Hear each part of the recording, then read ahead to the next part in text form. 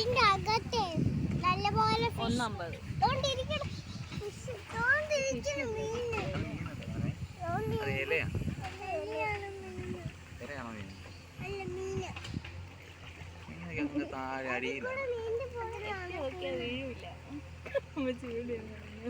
അതിന്റെ ഇടയിലെ ഒരു മീൻ കിടപ്പുണ്ട്.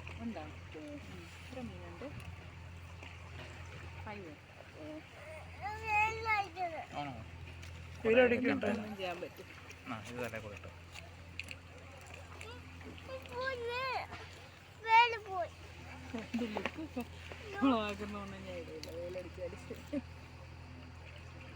അത് നോക്കി അയാൾ കിടന്നു വരും. ആ ഒരു ഭാഗം മാത്രം ചരിഞ്ഞിരിക്കും.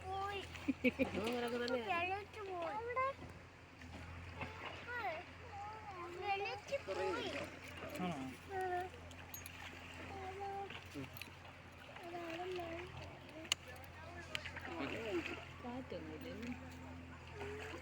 വേളിയിലൊക്കെ നല്ല കാറ്റാണ്.